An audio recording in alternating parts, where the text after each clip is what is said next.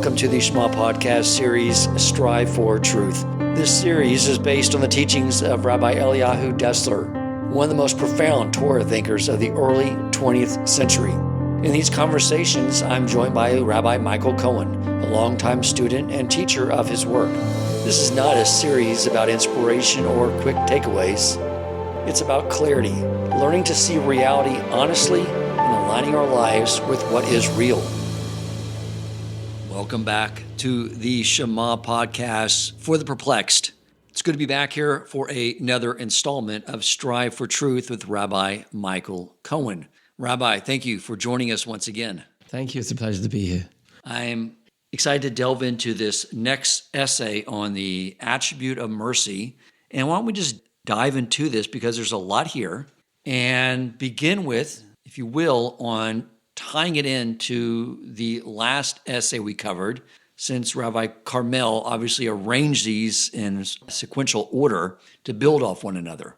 Yes, I'd love to do that. If we take a look at this essay, and it follows the first essay, which talks about Chaya Osha really connecting with who we are. If you remember, we did an exercise at the end of that, which was like stepping out from one's mind and watching the conversations that take place in our minds.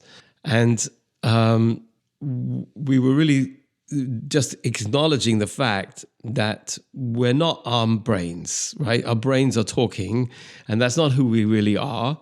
We're something else. We can step back and observe that.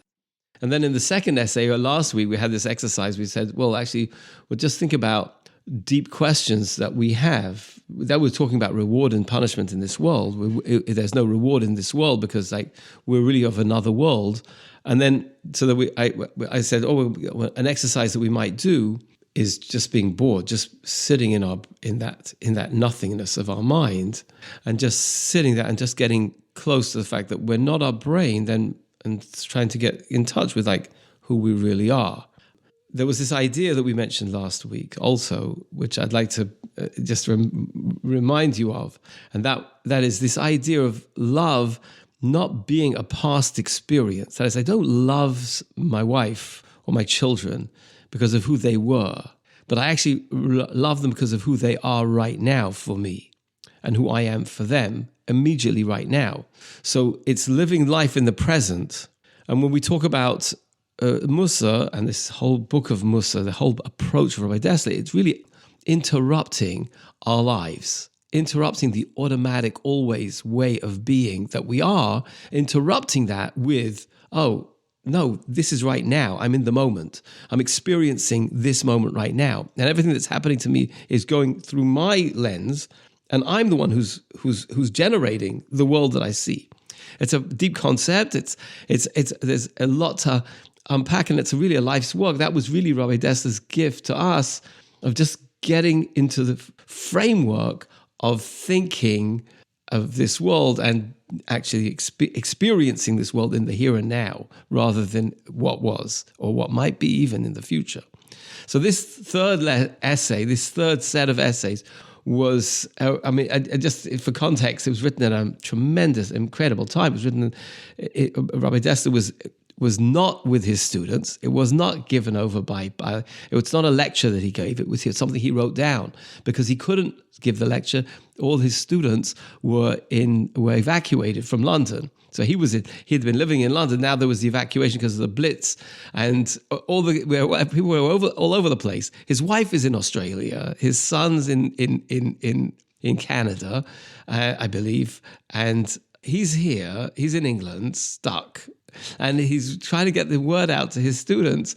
And he's writing this essay, which is of immense importance. Just imagine this is what he's giving over to his students. Right. As the Holocaust is really underway at this point. Yes, this is the beginning of the war. Yeah. Yeah. So everyone's in hiding. Everyone's spread out everywhere. And this is what he wanted to convey to his students in that pressing time in our history as a people. Right. So he's talking about a concept which we may be familiar with, and that's the concept of zchut avot, the merit of the fathers, zchus avos, the merit of our fathers, the fact that we come from an illustrious genealogy of Abraham, Isaac, and Jacob, Avraham, Yitzchak, and Yaakov, and the fact that that gives us some sort of leverage, as it were, when being judged, right? And we talk about the midas harachamim, the quality of mercy. The Rabbanu Shalom has mercy. God has mercy on the Jewish people. Of course, they were being primed up for a tragic time, and he mentions that there's this concept that the Jewish people are sort of ride on the wings of the forefathers, but sometimes that merit is not there, and then they have to have their own merit. So he's talking really about what is it, who we are, that we're judged by Hashem.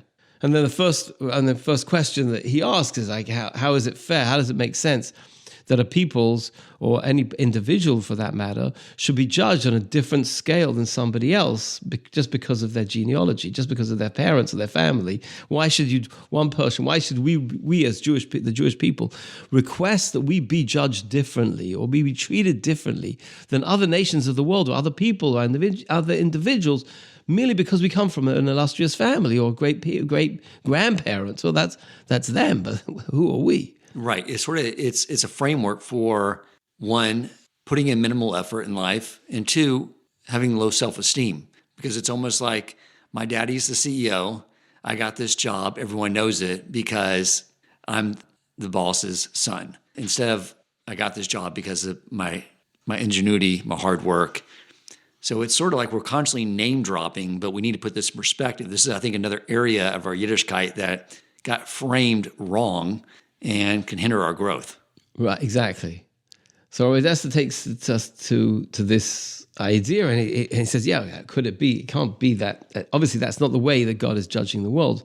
And then he brings a proof again from Pirkei Avos, a very beautiful proof. He says, if you see, there's two Mishnahs which talk about Abraham, our forefather. One is recounting the generations from Adam till Noah, and then Noah till Abraham. And then it says over here, it says there were 10 generations from Adam to Noah, and then 10 generations from Noah to Abraham. But he's not called Avraham Avinu, not Abraham our father. It's Abraham. It's simply tracking generations. But then there's another Mishnah later on which says that there were 10 tests which our forefather Abraham was tested with. And there, he's called Avraham Avinu. So now, Rabbi Dessler says, well, open your eyes. What's happening over here? God's saying, the mission is telling us that there's a difference between Abraham as a person and Abraham as our father, the one who endured these tests. And that's what makes him our father. So if we're to look at our relationship to Avraham as Avraham Avinu, then the way he's our father is by us looking and examining each one of those tests, those 10 tests, which he experienced in his lifetime and he overcame in his lifetime. And in actual fact, he created through that a unique relationship with Hashem and a unique soul of his own. He actually had an effect upon who he was through the experiences that he went through. I think we'll all agree, everybody's a sum total of the experiences that they go through. And we all experience different things in our lives. And if I was to ask, if anyone was to be questioned about, like, who are you, what are you? I would say, well, I've been through a lot. I've been through this, that, and the other, and these have affected me profoundly. Avraham Avinu also went through these various experiences, and there weren't just things that happened to him, but there were things that affected him profoundly and actually changed the course of his life and the course of generations to come. We mentioned on the last episode how people have expectations of having a stress-free, trouble-free, challenge-free life. I referenced the idea from the video gaming industry that doesn't sell video games, that we're hardwired for challenges.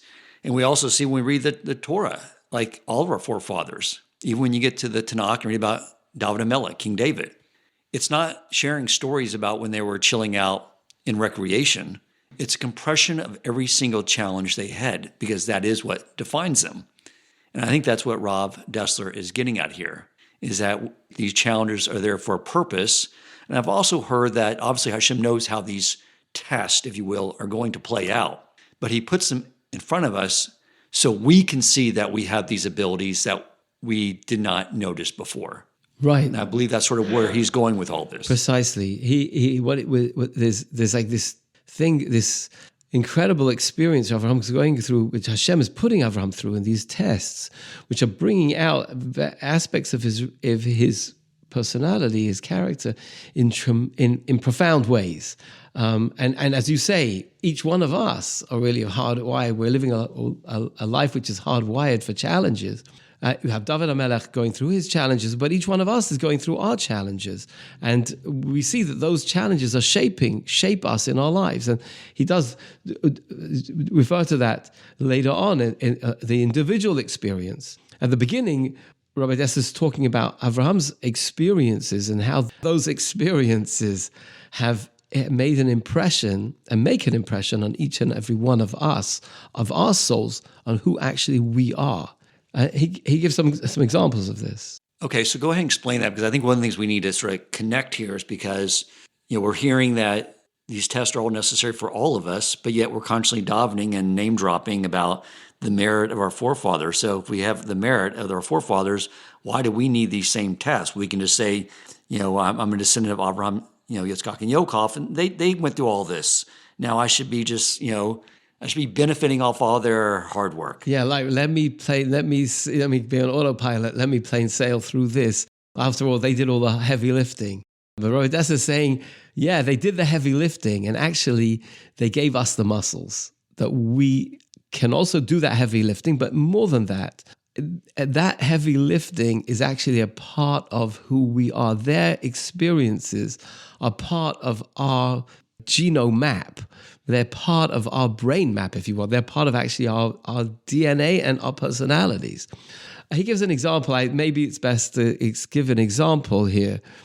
Of course, this is being written before the establishment of the modern state of Israel. This is talking about this is 1940.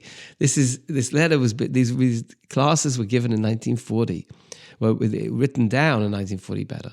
And Rabbi Dessler cites the fact that for 2,000 years, Jews have not really assimilated. They haven't given up their desire, their love and passion to go to Israel. Over the course of those 2,000 years, Jewish people were sometimes actually banished from the land of Israel, not even allowed to live in Israel.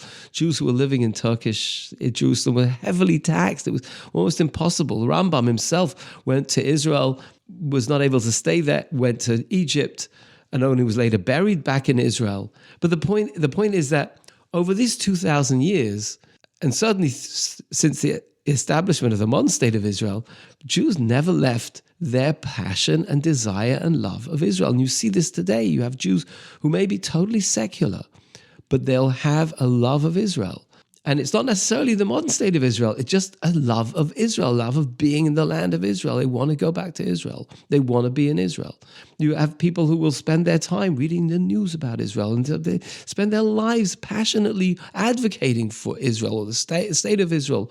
Where does this come from? Says Rabbi Dessler, actually, it's innate in each and every Jew, to various degrees, but in each and every Jew, there's an innate love of the land of Israel, which was imprinted there when Avraham went, when God told Avraham, Lech lecha me'artzecha me'aladzecha me'esavicha, el haaretz asher areka, go away from everything you know and everything you have and go to the land of Israel.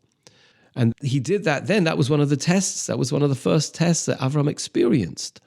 But that test made an imprint in the Jew genome that we all have now, this passion and love of the land of Israel. The love, and that's why people will do all sorts of incredible things. Another example of this is Avraham Avinu, through each one of those tests, was able to overcome and look at the positive and say, no, it's okay, it's good. We remember when he had to buy a burial place for Sarah, he came to Ephron, and you would have expected him to be able to bury his wife with dignity, but instead he had to beg them and ask them for a burial plot, and then he eventually had to pay an exorbitant amount of money for that burial plot. But he got over that. He overcame that. It doesn't matter if he was giving up a large amount of money and a lot of covet and honor in order to be able to get that. It doesn't matter because he saw he was able to rise above that. And this is another quality that Rabbi Dessler says you find in Jewish people, this ability to rise above the situation and say, Gam Zula Tova, this is also for the good. We'll get through. This is not what's important. And I've experienced that. I know people who've lost everything and they turn around and they pick themselves up and they go and they move on and in incredible ways and with incredible fortitude. Where did they get that from? That's from this. Yeah, sorry. One of the things I find amazing, and it's a similar story with Yaakov, is where Hashem promises them prosperity. And then the next event that unfolds in our life is dealing with a famine, or Yaakov having everything robbed from him and showing up at Laban's door broke. And they don't sit there and complain and say, Hashem, what's going on? You lied to me. They don't, because they know that there's an element in the end, in our core, where we know but Hashem still has our back. Maybe we don't understand why things are unfolding the way they are, but we do know deep down there's this level of trust that sometimes has to be unsurfaced a little bit, but it's there. And I think that's a quality we all have. Maybe it doesn't come out all the time as pristine as Avraham. Right. That's precisely it. You make a very good point, right? So we each have deep inside us this trust, but sometimes, obviously, each one of us faced in difficulty, we say different things. We're not all angels, and so there's this quote unquote two minds. We're in sort of two minds. On the one hand, we're in this mind of, why is this happening to me? What's going on over here? And then there's this other mind of, oh no, this is okay. I'm going to get through this. God's looking after me. God's got my back. That's okay. I'm above this. I'm not going to get drawn down by this. And those two minds, obviously, there's a battle within us. And I wonder, how can we overcome that? How is it? So the first point, and I get to this in my coaching, is to recognize that there are two minds here. There's one mind, which is what we want to, that base mind, the childlike mind, if you like. Why is this happening to me? Why am I the victim? And then there's another mind, which is that mature mind, which says, oh, no, that's not, take a look at this. That's not the way to be. You don't have to be like that. It doesn't make a difference. It doesn't make a difference what you're going to say. The events are the same. Now, those two minds, as it were, Rabbi Dessler is describing that. We talk about the Yetzer Hara and the Yetzer Tov. But Rabbi Dessler is describing that this Yetzer Hara, this voice, this childlike voice, which is there very loud sometimes, is actually not us. Because who are we? So actually we are the product of Avraham, Yitzchak, and Yaakov. We are actually that geno. That's actually the real me.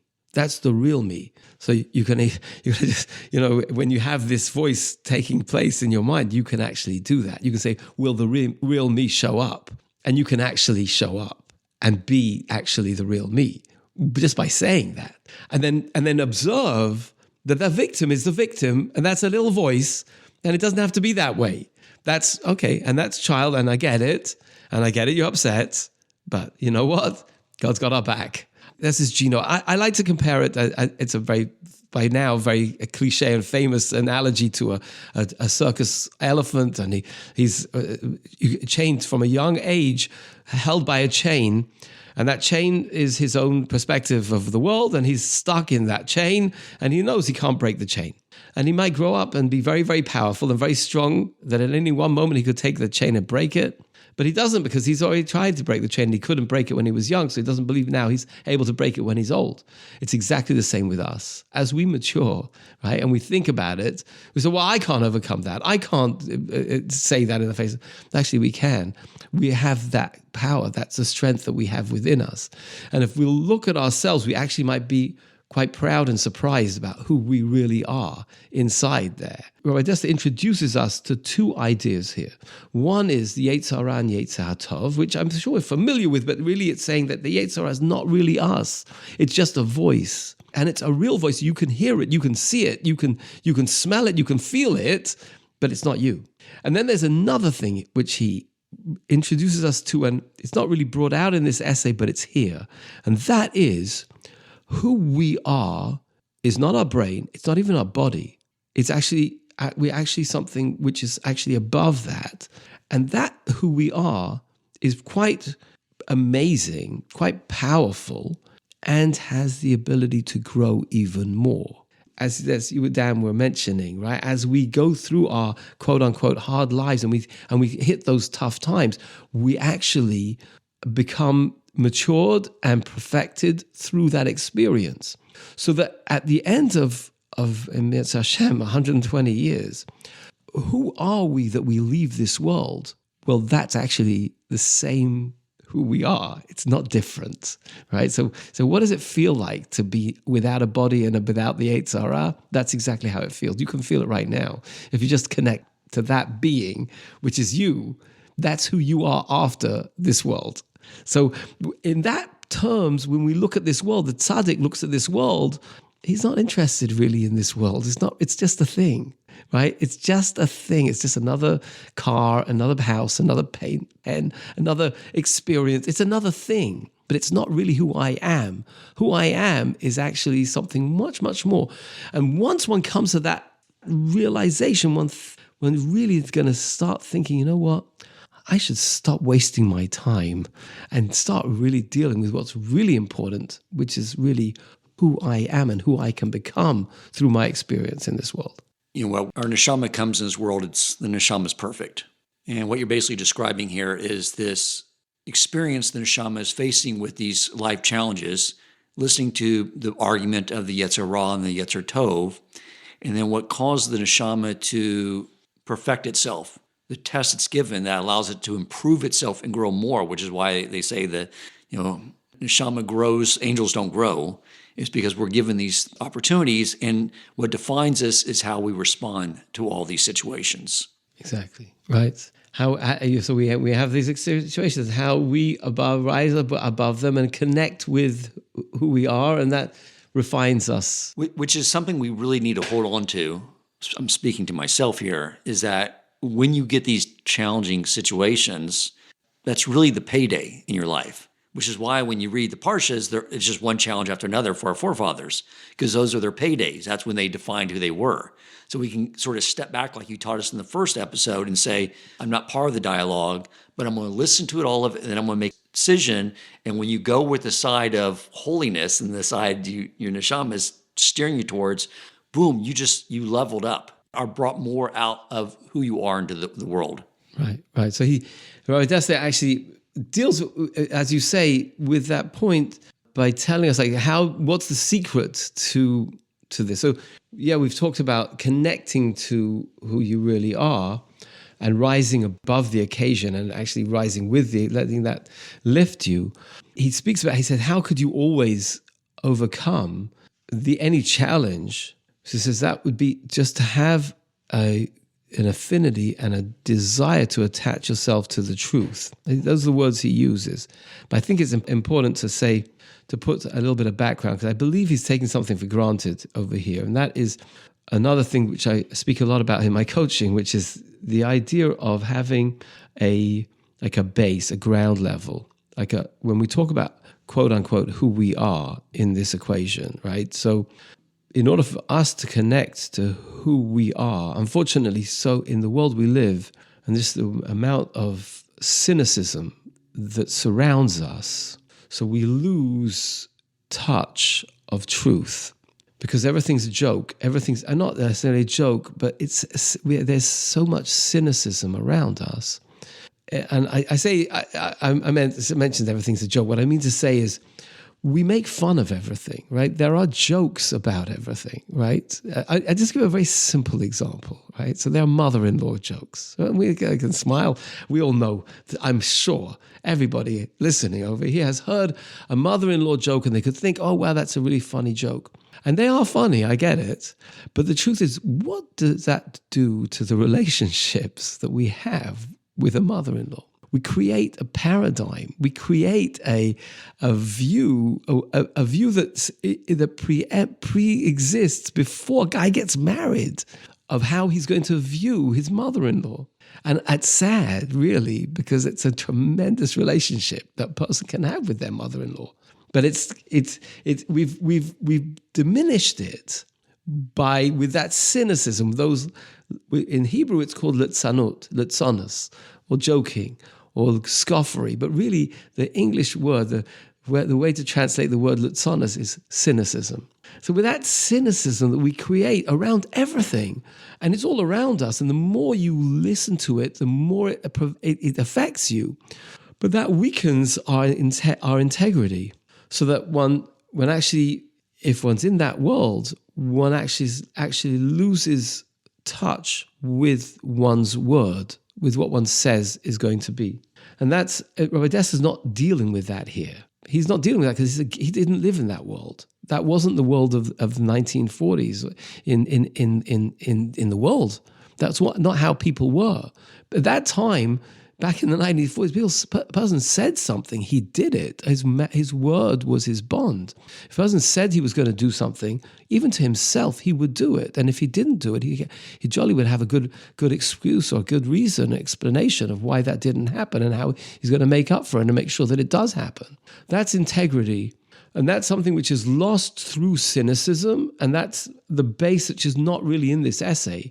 But he does talk about it because he says, if one is true to the truth, to one's own truth, so then you'll be able to overcome the Yetzer Hara at different levels, at any level, at any experience, at any challenge that takes place, because you'll be able to automatically hone into who you really are, the truth that you want, what do you really want in life, and then actually do it.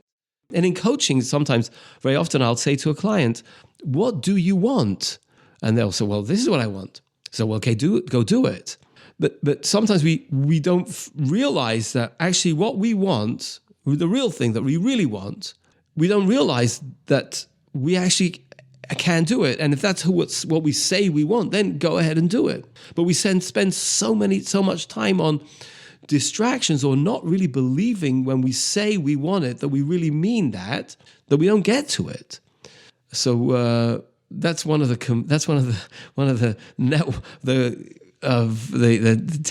entangling that takes place in our minds, which we really have to untangle, right? This idea of integrity. I am who I say I am. I do what I say I will do.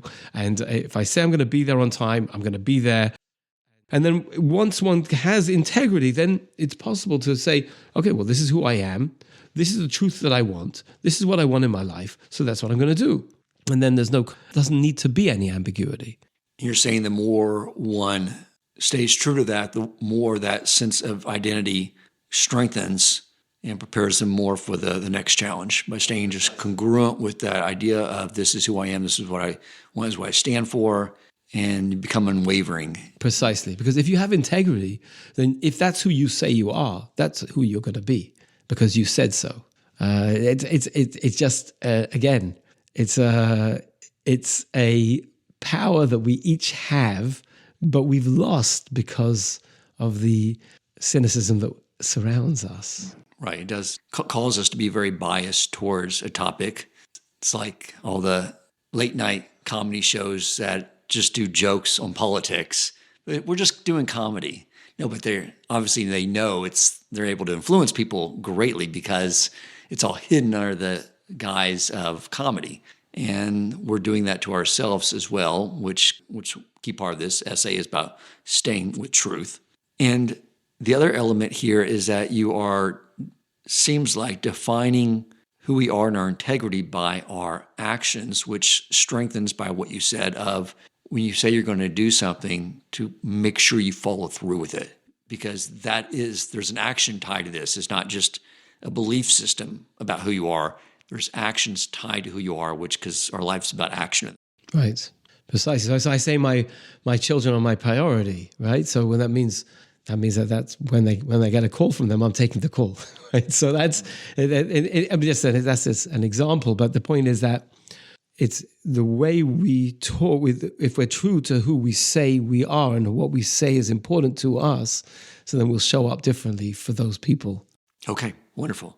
So Rabbi, as you were talking earlier about what the way the Tzaddik views this world, I'm looking at the book on my desk, the Chofetz Chaim, on a lesson a day. And there's a story about the Chofetz Chaim where some wealthy businessman came to his apartment to, I guess, ask him for a bracha or some advice.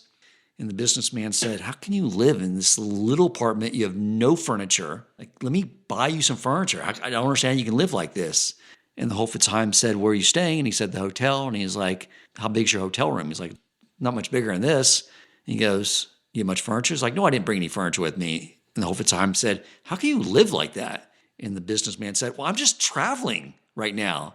And the Chofetz Chaim said, well, I'm traveling too in this world. So it doesn't mean we should be divorced of material pleasures, but we sort of discussed that already, but how it's depending on how we use those things, like we learned in the previous essays. Right. So we see two people have a total different focus, right? So the Chofetz Chaim's focus was not in his experience in this world. His focus was the world to come. So anything he had in this world, and he had material things. He had a chair and a table and a house, and whatever, obviously, but that only was in order to serve the purpose of his doing mitzvahs and living his life in this world for people, for other people. The amount of chesed the Chofetz Chaim did was tremendous. But the idea was he was living in this world for the world to come. He didn't see this as an end. He was looking at the world to come. That's where the tzaddik is really not interested in this world. You can't give him anything that he will enjoy in this world. He's looking for spiritual wealth. And the Rosh, the other guy who's not overcoming, he's the one who's sunk down. He's the one who's listening to his Yetzer Hara all the time. So he's getting involved in this world. So he wants pleasure in this world. And the beauty, and Rav Dessler points out over here, is that we say in Ashrei, God opens up his hands and he provides everybody what they want. And the question is, what do you want? And if a person says, well, I want this world, I want a house, I want a car, I want wealth, I want everything, Hashem says, okay, fine. If that's the reward that you want for the mitzvahs that you do, here you go. Another person was saying, what do you want? The person said, no, I'm not interested in that. I'm interested in the world to come. Or I'm interested in doing more Kiddush Hashem or kindness or greatness in this world. And I want to bring out godliness in this world. So, okay, that's what you want. You're going to get that. So Hashem, as it were, provides everyone with what they want. But just the question is, who are you and what do you want? That's really the question. And Hashem's just there for you, either way. Right. I think it's one of Maimonides' 13 principles about believing in the world to come. Because the reality is, if you want the world to come, you have to believe in the world to come. If you don't believe in the world to come, you're right too. You won't have a world to come. It's your choice. Everyone's right in the end. So let's discuss a little more about that, because we tend to view this world as everything there is. You can see that when people start talking about their bucket list. You guys, places you want to travel to.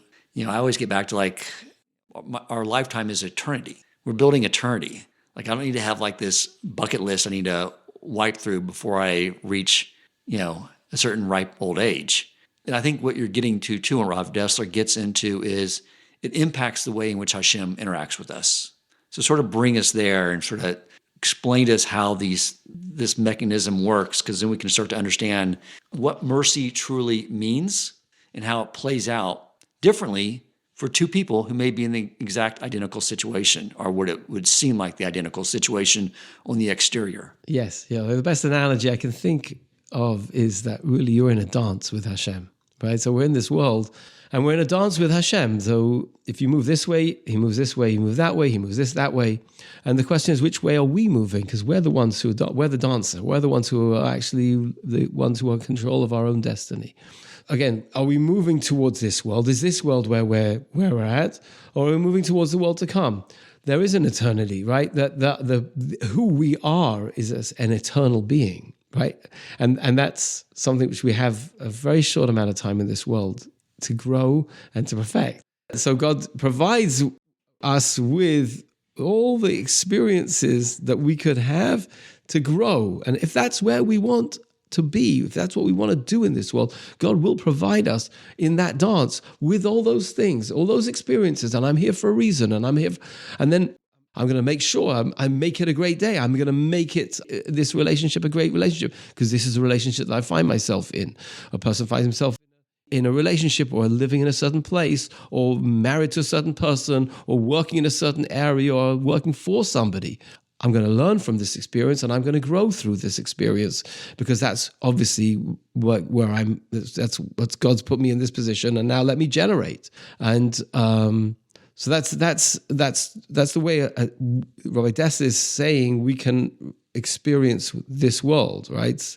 When we recognize the fact that we have these innate qualities which are handed down to us, handed over to us better from our fathers, Abraham, Yitzchak, and Yaakov, and other generations that we've been through, that they've given us those abilities, that we need to tap in and then hone those abilities to become greater in each circumstance, each situation that we find ourselves. So then we're building eternity. When we're building something which is forever.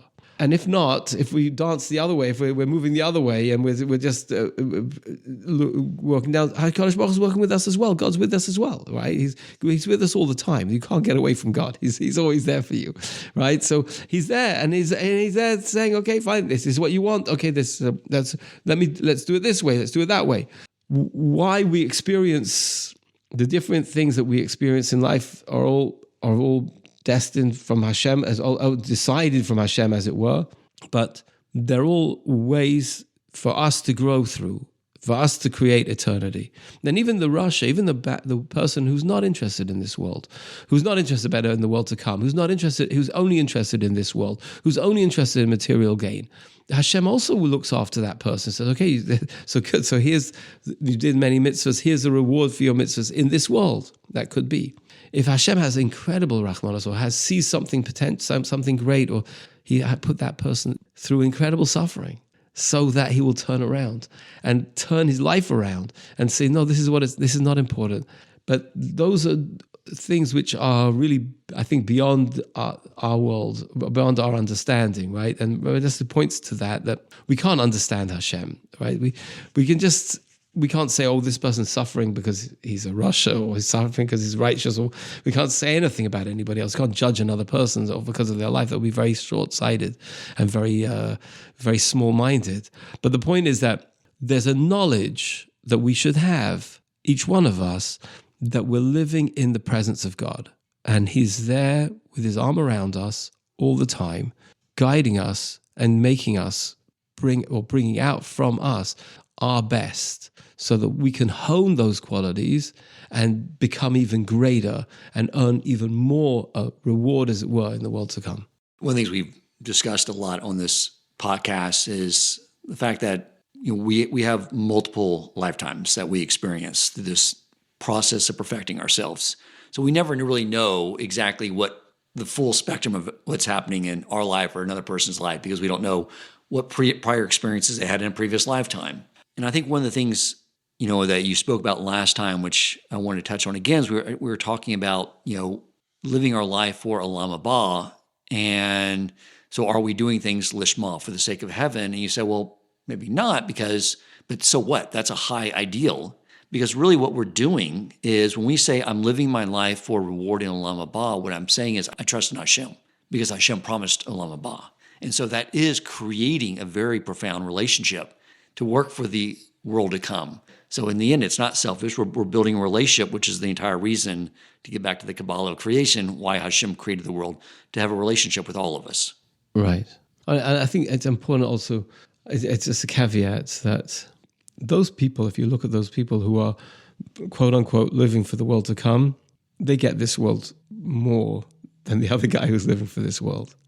Because actually they get a profound experience in this world, a profound relationship with the godliness in this world, which the other guy doesn't have. And so if you look at them, those two people, and find out and ask the question, who's more content and who's more at peace with and in harmony in their lives, you'll find that it's the one who's actually looking for the world to come. He's actually in peace and at harmony in this world. He gets the world to come and this world. Whereas the guy who wants to get this world, he gets a lot of thrills and might have a good time, but he doesn't really get the maximum of what's available from this world. Yeah, I will share a personal experience. I was an atheist from a very young age, and I sat down and decided in my life when I was, wrapping up college. I knew what I wanted to do for a living. It looked fun being a stockbroker. I was in an internship at Lehman Brothers, and I remember mapping out, how I wanted my life to look. And from an atheist perspective, it was just like basically to maximize pleasure, which is the whole reason of Torah is to maximize pleasure. But without Torah, I didn't know what pleasures were. So they were very base level pleasures. And I wanted to design my life, and I built my life exactly the way I designed it, which was focus on making lots of money. I wanted the companionship of women without the relationship. Anything that involved mundane chores, I wanted to delegate.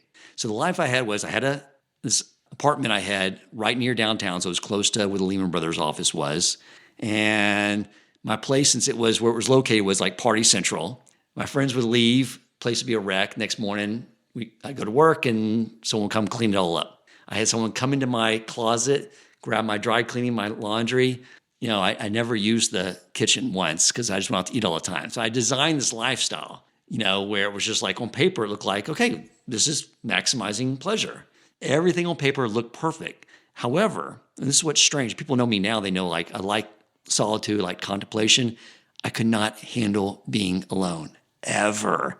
Whenever I was sitting in my place, it would be perfectly clean. It was so put together that the people would use it to show apartments. They'd call me up, "Can we show your apartment?"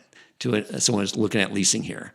And I could not handle being alone. Like I had to have friends over and partying all the time because I just could not be left alone with myself. It was so unsettling, and I could not figure out what's missing. And it's because my neshama was like starving to death. And so as I started growing and learning about God and Torah, I sort of like everything the Yetzer Hara pitched, I already bought all that, and it's nothingness. And I think that's what, is sort of, for a lot of people who are brought up from, don't really know.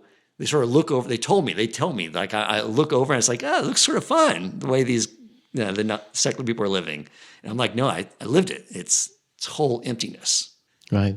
Amazing. That's a great story. So anyway, we just need to be aware. And I think one of the things he mentions is sort of like this activation of these traits. Right. When we sort of discuss that. And that's what Hashem's doing. He's not punishing us. I think that we get a lot of times people frame these things in an improper, unhealthy way, where they think, why is God punishing me? And it's just like, it's such a bad way of looking at these situations. It's not.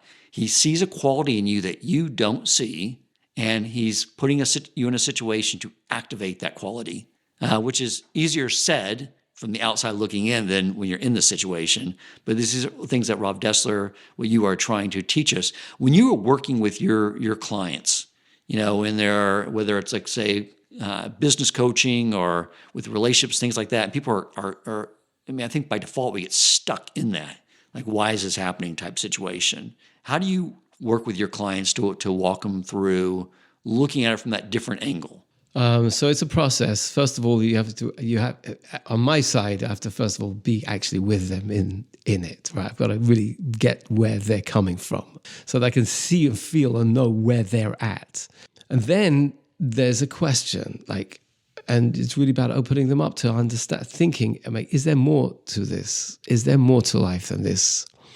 And once one gets to that level, once we're able to step back and look at and hear the conversation, just hear the conversation and see that conversation's not actually helping or hurting me. It's just a conversation. It doesn't mean anything.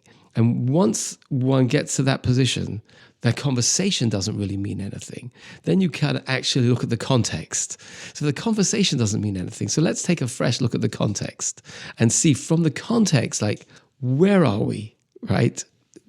Things that we attribute meaning to actually are only our lens attributing meaning to that experience. It's just our lens that's making that mean such and such, but it might not be, right?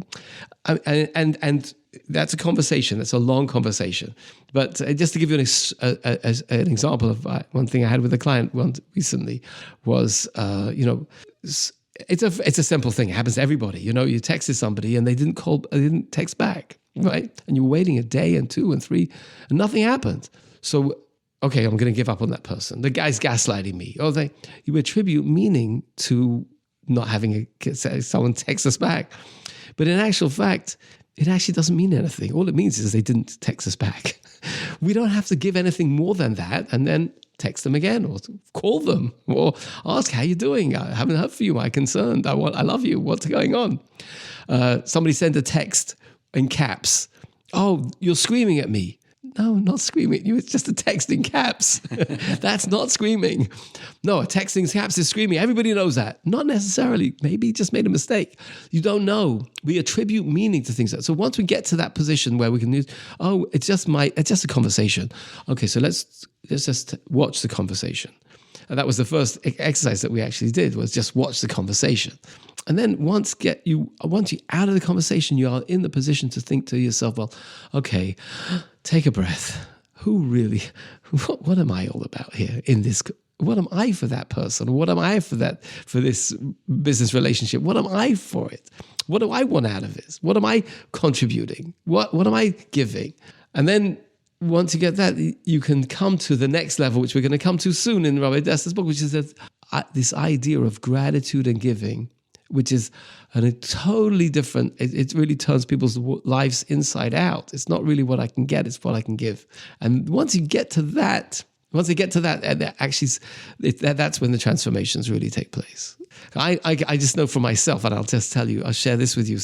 You know, when people learning in yeshiva, very often you see two boys, and maybe young, and they learn, or maybe older even, they're sitting down and they're learning in yeshiva, and they're trying to argue the case. And if they do that, so they'll argue the case, and each one will argue the case, and one will win the argument, and one will lose the argument, and they'll walk off, and they'll be friends at the end of the day because they all got the truth. That's true. But if that was where they came to learn, they actually missed the whole point. Because the reason why we learn bechavrusa in pairs is not so that one can outdo the other, but in actual fact so one can explain it to the other. You're giving to the other. You're not trying to teach them. You're actually trying to make sure that they get to learn it the best way. And once you sit down on a Gemara, not trying to work it out yourself, but try to work it out for the other person, that learning becomes an act of giving. And then the experience is and the relationship is totally different. That's just in learning, but that's with everything that we do. Any single request that people make of us, if we, instead of looking at it as, I got to do this, but it's actually, no, it's an opportunity for me to give, to be gracious, then all of a sudden the whole world looks totally different. Wonderful. Perfect. So you've already suggested several ideas, but maybe if you could package up our homework assignments between now and the next episode. So I would say we're at the moment, we're in the process, we're at this stage of, if you can view the conversation that's taking place in your mind, step back and actually think about the fact that you realize that that's not who you are. Then start, this essay really deals with actually hone in and tune into actually what you are, what you can do, what you can be for others. That is going beyond what you actually are used to yourself doing, actually excelling. So you wake up in the morning and you're feeling groggy. Actually, no, this is a great day. I actually see if you can actually get up against yourself, go against your nature, right? You have maybe you're feeling you don't want to talk to anybody. Then pick up the phone and call somebody. Right?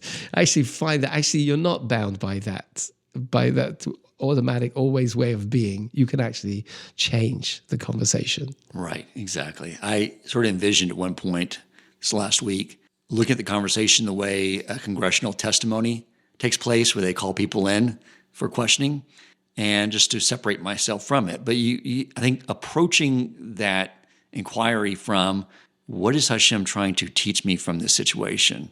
He's trying to teach me something to bring out in me so I can learn, so I can grow closer to him. If you come into the inquiry as an impartial person, looking at all the situations from that angle, then you can start to find the answers, the correct answers. Because a lot of times I think we ask the wrong questions when we're assessing a situation. Yes. Beautiful. Thank you so much. All right. Thank you, Rabbi. Okay. Thank you for listening. And if you enjoyed the episode and found it meaningful, please take a moment to rate, review, and share the podcast.